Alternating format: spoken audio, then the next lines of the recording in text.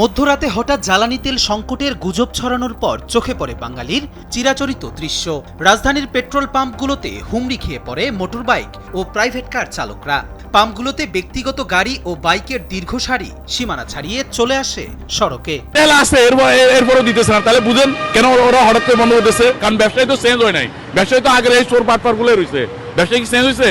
বাংলাদেশের ব্যবসায়ীরা কখনো ভালো হবে না। বলছি অল্প একটু যে আমি কোনো মতো যেতে আমার জায়গা যেতে পারি, আমি 1 লিটার তেল দেন, প্রয়োজনে হাফ লিটার দেন।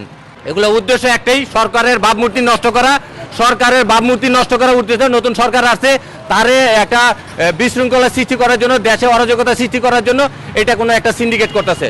শুধুমাত্র নতুন সরকারের একটা ভাবমূর্তি নষ্ট করা ছাড়া আর কিছুই না। এমনও দেখছি যে বাসায় তারা তেল বের করে ফেলতেছে, টাঙ্কি থেকে তেল বের করে মজুত করে তারপর আবার নিতে আসতেছে। ক্রাইসিস তো এভাবে তৈরি হইতে কি ফুল করবো আজকে, কারণ তেলের দাম বাড়তেছে তো তাই। ইরানের সঙ্গে যুক্তরাষ্ট্র ও ইসরায়েলের চলমান যুদ্ধের কারণে তেলের সংকট ও দাম বৃদ্ধি হতে পারে এমন আশঙ্কায় মানুষ ভিড় করছেন পাম্পগুলোতে।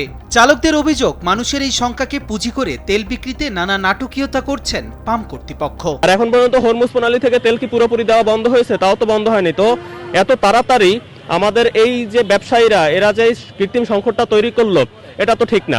ওই সাইডে একটা তেলের পাম্প আছে, সেই তেলের পাম্পটা কি করছে, পুরোপুরি বন্ধ রেখে দিছে। বেশিরভাগ তেলের পাম্পের এই এক অবস্থা, তারা বন্ধ রেখে দিছে। তো আমাদের 2-1টা পাম্পা খোলা আছে, সেখানে আসতে হইতেছে, এই যে বিশাল লম্বা লাইন লেগে যাচ্ছে, সাথে যানজটও তৈরি হয়ে যাচ্ছে। পাম্প কর্তৃপক্ষ বলছেন ভিন্ন কথা। তাদের দাবি তেল শেষ হওয়ায় বন্ধ রাখা হয়েছে পাম্পগুলো। অনেক পাম্পে তেল নাই, এর জন্য বন্ধ। ওইখানে তেল না পাওয়ার কারণে এখানে এসে তারা তেল নিতেছে, এর জন্য ভিড়। মাত্র অল্প কিছু আছে, মানে 1000-2000 মতন আছে, তারপরে আমারটাও বন্ধ হয়ে যাবে। ডিজেল শেষ হয়ে গেছে সকালেই।